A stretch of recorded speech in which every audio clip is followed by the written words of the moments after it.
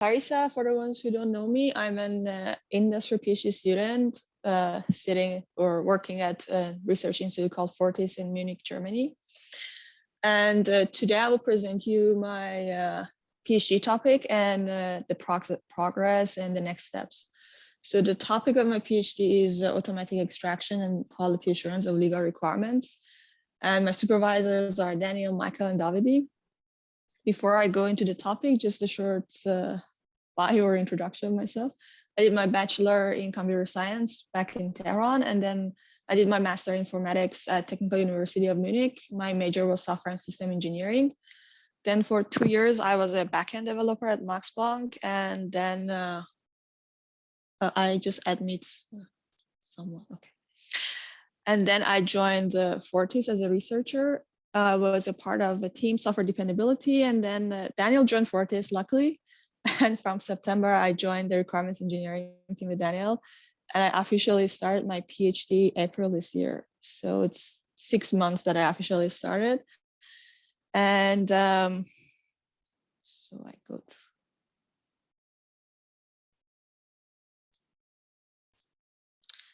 So I will just give an overview of the problem area of my topic, what is the objective of it, the research questions, and the current steps.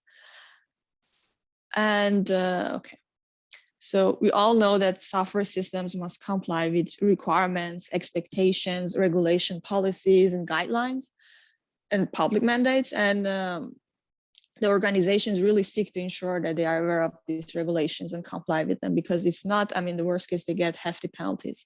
However, if I go fast, tell me please. And when I go to technical stuff, if I go into too much detail or it's too much vague, just let me know. However, if done manually entirely, checking compliance is laborious, it's extensive, it's error prone. There are some automated support. Automated support is needed. There are some solutions in the research, but none of them are till now picked up by the practitioners. Also, there is a communication gap between requirement analysts and the legal professionals, which may lead in the missed legal requirements or inaccurate or impossible ones. The other issue is that legal requirements are in natural language, which always erase the quality issue for incompleteness, inconsistency, and ambiguity. Additionally, the problem is that the systems are experiencing challenges in coping with the frequent changes and updates in the regulations.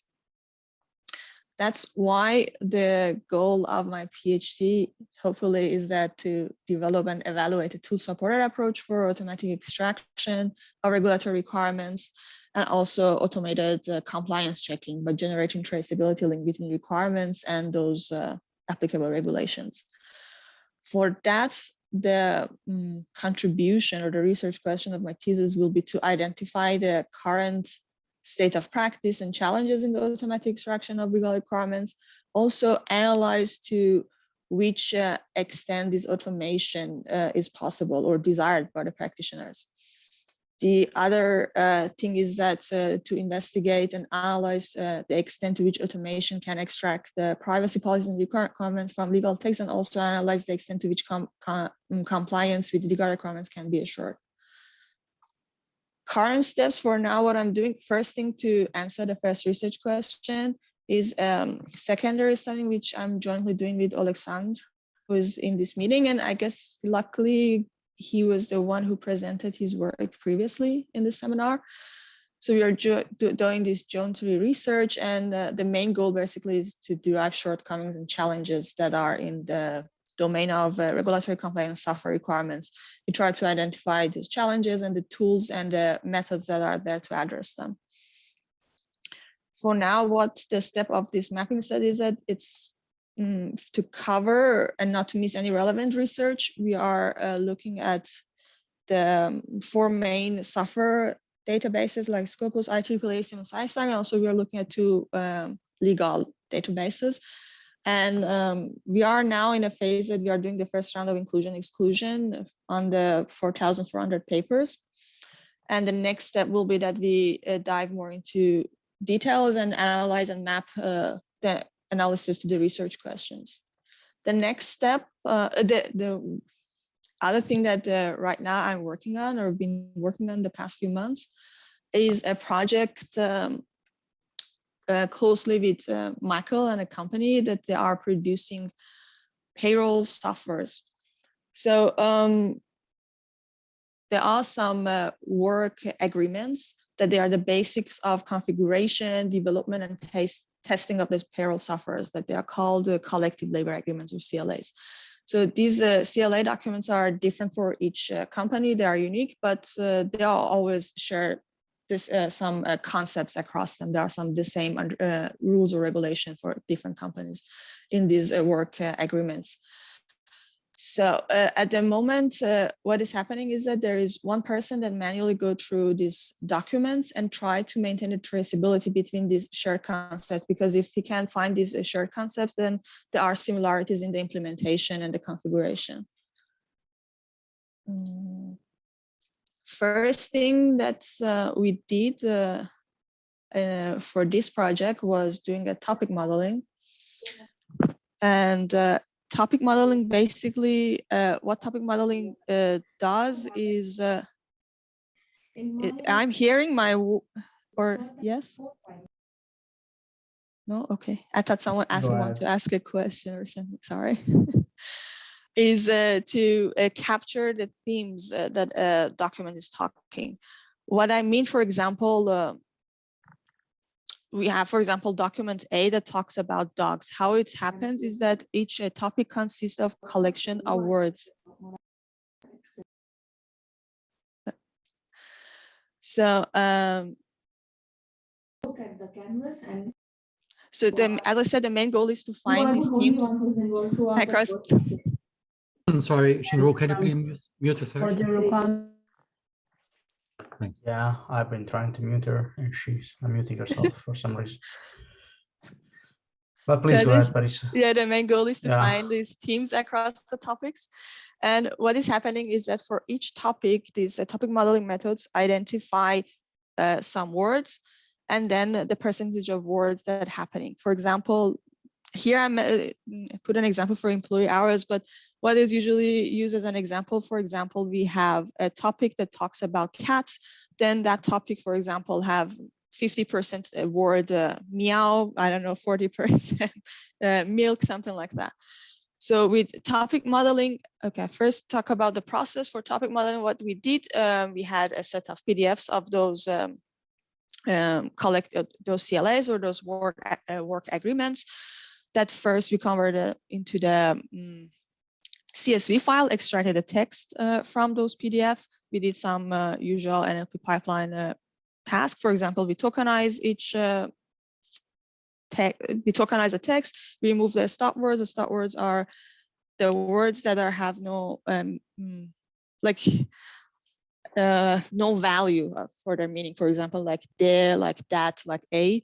We did lemmatization. Lemmatization is a technique that gets the roots of the word. For example, if we have a word, I don't know, information that we have inform. And part of a speech, it is said in research that for topic modeling, the things that mostly capture the meaning or the topic of a document are adjective and nouns. So that's why we also focus on that. And then we use LDA or a latent Dirichlet allocation. I don't know if I pronounce it right. It's an example of topic modeling. It's a method that classifies text into documents to a particular topic, and then builds a topic per document model and words per topic model. So at the end, for example, this is an,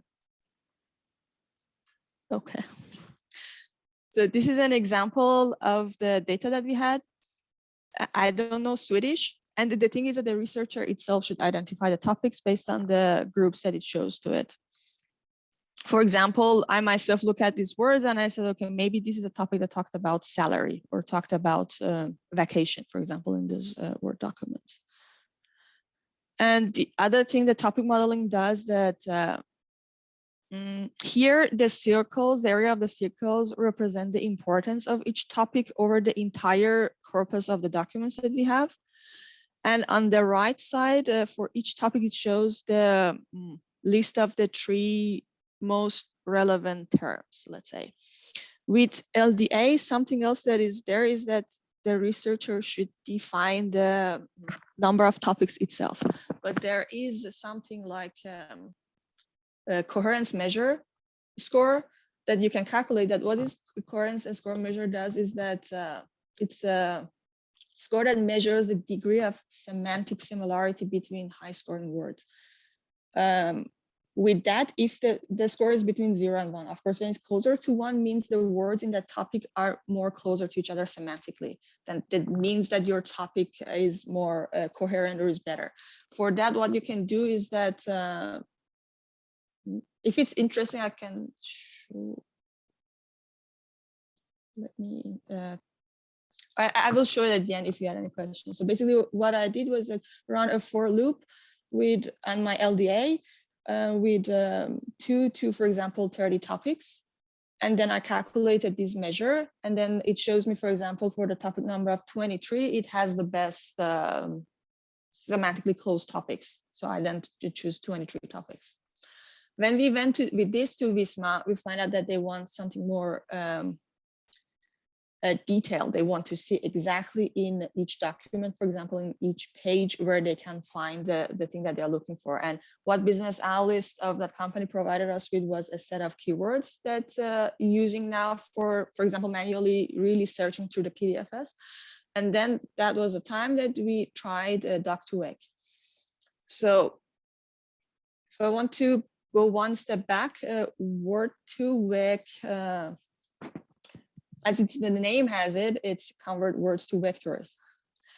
And then when you have the Word2Vec model, they are using to extract the notation of relatedness across words of the product. And they are used, for example, because you get the semantic relatedness, they are used for synonym detections or word suggestions. Doc2Vec is basically a modified version of Word2Vec. And the main objective of Doc2Vec is to come, instead of convert, like finding the similarities between words, you are dealing with sentences or paragraphs. I put this image here because, as also the under what it says, it's illegal to write about Word2Vec without attaching this post. If you're watching any Word2Vec videos or that is explaining what is Word2Vec, you see this. Basically, because you have words into vectors, you can really do mathematical like stuff with them. For example, if you in the Word2Vec, when you say there is a relation between king and queen, then the Word2Vec model will tell you, okay, if you give them man, it will say, okay, there is the same relationship between man and woman as king and queen. So this is the analysis process that we use for the Doc2Vec. And just wanted to say that for Doc2Vec, thanks to Michael, because out there for GenSim there is the for English version, but Michael already made a model on the Swedish Wikipedia. For now, what we are doing is that as a user can give a keyword, and we are using the set of keywords that the business analyst provided for us. What we do, we first go through all the documents and find all those sentences that has that keyword. And then what we are doing, we then calculate the similarity of those sentences that we find with all the other sentences in all the documents. So basically, at the end, what we have as a output is that for this example, I just run it on 2 documents to be fast. So we show the analyst the analyst, for example, use the word overtid, which here means overtime, I guess, in Swedish. So we get the name of the document and the page number and the sentence. And here we are calculating, because the words are basically vectors and numbers, we can calculate the cosine similarity, which is measure the similarity between 2 non-zero vectors. And here it's 1 because first in our list, we show the sentences that exactly have the word overtid. So of course, the similarity with the keyword, which is overtid, is 1. And then we are finding with the Doc2Vec model, the sentences that have the same meaning as the sentences that have the word overtime in it. For example, I guess the meaning of this one in this sentence, so with this similarity, there is no word overtid, but the meaning of it, it's like when working time during on-call time, special rules apply on how compensation in time form of overtime is to be paid. I don't know if I said it right, but then, and the next step for what we are doing right now is we want to do a sensitivity analysis. So based on Wikipedia, sensitivity analysis is the study how the uncertainty in the output of a mathematical model or system can be apportioned to different sources of uncertainty in its input. So basically what it means is that we want to change some parameters and investigate the impact of those changes on the results. If we do this, we can also measure the robustness of our model. And for now, these are the three different classes or variation or areas that we find that we can change to measure our sensitivity analysis. One are corpus related. As I mentioned, for now, the Dr. model we are using is built on the Swedish Wikipedia. But what we did also was that build the Dr. model on the domain specific, basically on the documents that we had from the company. And we did also on the combination of both to see if the results will be different when we are performing this on a domain specific or a non-domain specific. And the next step will be also that we do it on Elmo combination. So word-to-wake, doc-to-wake, glove, there are these traditional word embeddings, and there are these BERT and Elmo that they call the contextual embeddings. And the other things that we want to try is that change the document size in the model. Right now it's sentence, so we want to have it with page, paragraph, and we want to also see how the results are changing if we are, for example, not removing stop words or changing some hyperparameters in the document model. Hyperparameters are like the number of iterations when we are building the model, the window size, or things like that. And what will come out of it is that there will be three possible scenarios. One is that in the worst case, that when we perform these, our models produce completely different rankings, then basically we gain nothing.